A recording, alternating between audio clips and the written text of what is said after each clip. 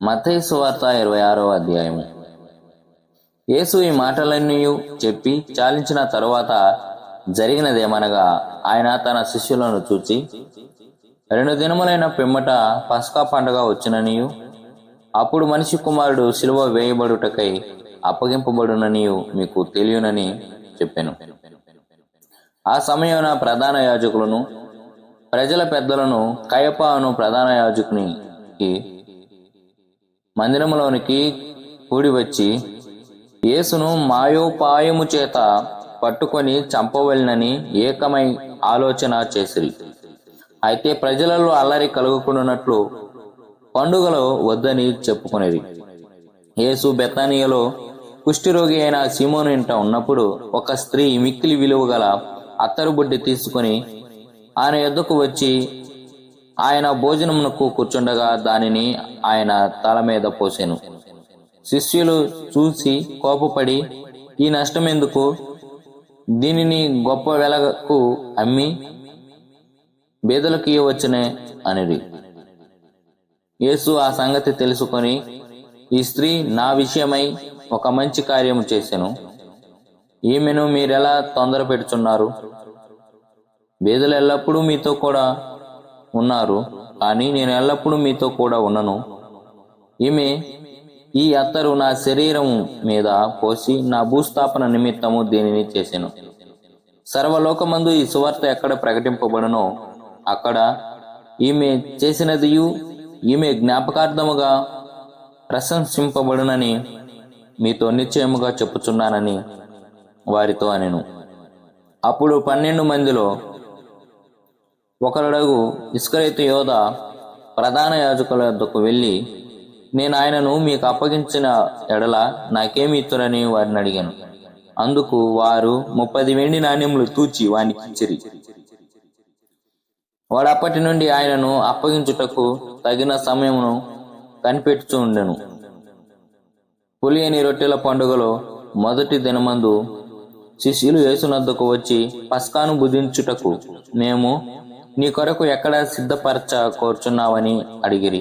అందుకు ఆయన, మీరు పట్నమందున్న పలానా మనిషిని యొద్దకు వెళ్ళి, నా కాలం సమీపమై ఉన్నది, నా శిష్యులతో కూడా ఈ ఇంట పస్కాను ఆచరించేదాన్ని బోధకుడు చెప్పుచున్నాడని అతనితో చెప్పుడనెను. యేసు తమకు ఆజ్ఞాపించిన ప్రకారము శిష్యులు చేసి పస్కాను సిద్ధపరిచిరి.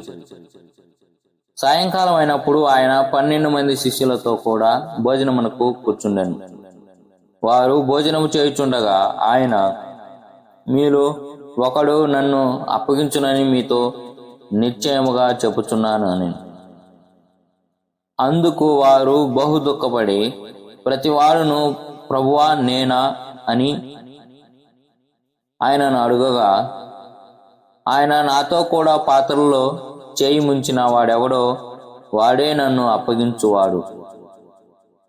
మనిషి కుమారుని కూర్చి రాయబడిన ప్రకారం ఆయన పోవుచున్నాడు గాని ఎవరి చేత మనిషి కుమారుడు అప్పగింపబడుచున్నాడో ఆ మనుషునికి శ్రమ. ఆ మనుషుడు పుట్టి ఉండని ఎడల వానికి మేలని చెప్పెను. ఆయనను అప్పగించిన యూద, బోధకుడా నేనా అని అడుగగా ఆయన, నీవన్నట్టే అనెను. వారు భోజనం చేయుచుండగా యేసు ఒక రొట్టె పట్టుకొని దాని ఆశీర్వదించి విరిచి తన శిష్యులకిచ్చి, మీరును తీసుకొని తినుడి, ఇది నా శరీరం అని చెప్పాను. మరియు ఆయన గిన్నె పట్టుకొని కృతజ్ఞత స్తుతులు చెల్లించి వారికిచ్చి, దీనిలోనిది మీరందరూ త్రాగుడి, ఇది నా రక్తము, అనగా పాప క్షమాపణ నిమిత్తము అనేకుల కొరకు చిందింపబడుచున్న నిబంధన రక్తము. నా తండ్రి రాజ్యములో మీతో కూడా నేను ఈ ద్రాక్షారసము కొత్తదిగా త్రాగుదినం వరకు ఇకను దానిని త్రాగనని మీతో చెప్పుచున్నాను. అంతటా వారు కీర్తన పాడి ఒలీవల కొండకు వెళ్ళిరి. అప్పుడు యేసు వారిని చూచి, ఈ రాత్రి మీరందరూ నా విషయమై అభ్యంతర పడెదరు. ఎలా అనగా గొర్రెల కాపరిని పట్టుకొందును, మందలోని గొర్రెలు చెదిరిపోవును అని రాయబడి ఉన్నది కదా. నేను లేచి తరువాత మీకంటే ముందుగా గలిలయకు వెళ్ళేదనెను. అందుకు పేతురు, నీ విషయమై అందరూ అభ్యంతరపడినను నేను ఎప్పుడునూ అభ్యంతరపడనని ఆయనతో చెప్పగా, యేసు అతనిని చూచి, ఈ రాత్రి కోడి కూయక మునిపే నీవు నన్ను ఎరుగవని ముమ్మారు చెప్పేదవని నీతో నిశ్చయముగా చెప్పుచున్నానెను. పేతురు ఆయనను చూచి, నేను నీతో కూడా సావవలసి వచ్చినను నిన్ను ఎరుగనని చెప్పనెను. అదే ప్రకారం శిష్యులందరూ అనిరి. అంతటా యేసు వారితో కూడా గెత్సేమను అనబడిన చోటికి వచ్చి నేను అక్కడికి వెళ్ళి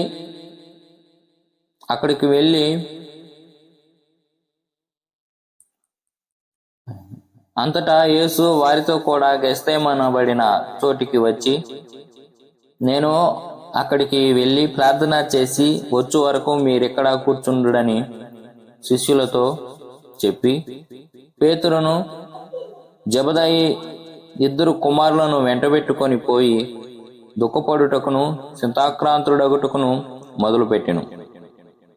అప్పుడు యేసు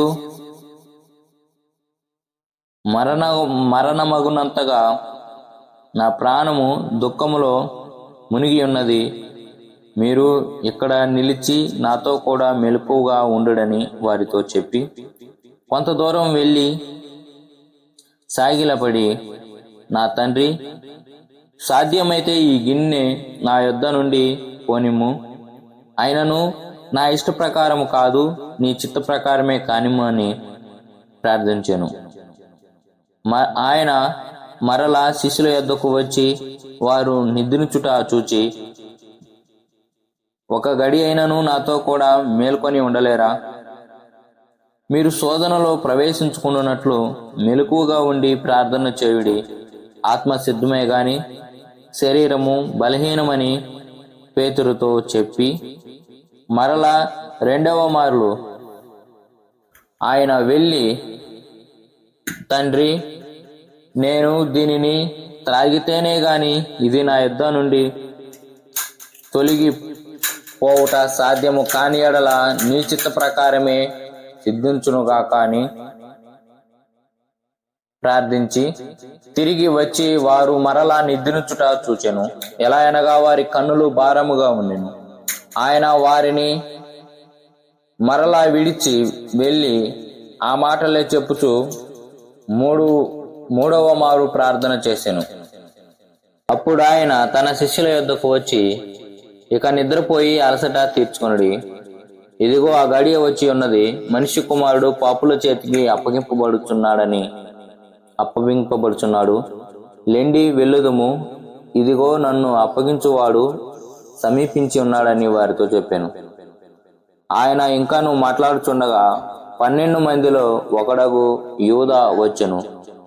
వారితో కూడా బహు జన సమూహములు కత్తులు గుదియలు పట్టుకొని ప్రధాన యాజకుల యొద్ద నుండి ప్రజల యొద్ద నుండి వచ్చెను. ఆయనను అప్పగించువాడు నేను ఎవరిని ముద్దు పెట్టుకొనునో ఆయనే యేసు,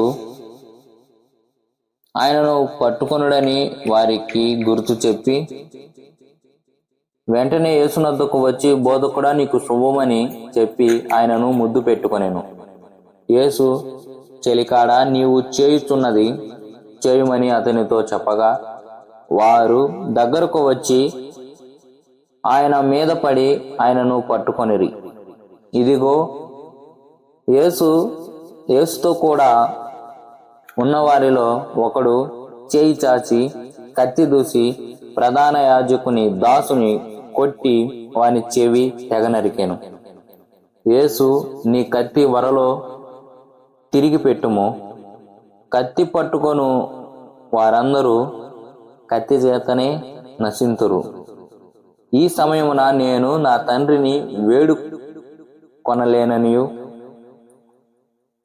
వేడుకొనిన ఎడల ఆయన 12 సేనా వ్యూహముల కంటే ఎక్కువ మంది దూతలను ఇప్పుడే నాకు పంపడని నీవనుకుంటున్నావా?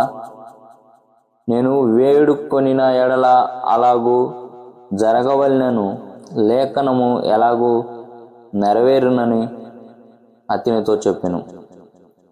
ఆ గడియలోనే యేసు జన సమూహములను చూచి బందిపోటు దొంగ మీదికి వచ్చినట్టు కత్తులతో గొదిలతో నన్ను పట్టుకొని వచ్చితిరా?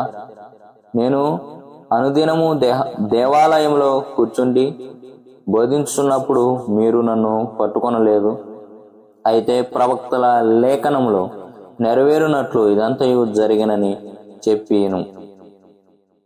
అప్పుడు శిష్యులందరూ ఆయనను విడిచి పారిపోయిరి. యేసును పట్టుకొనిన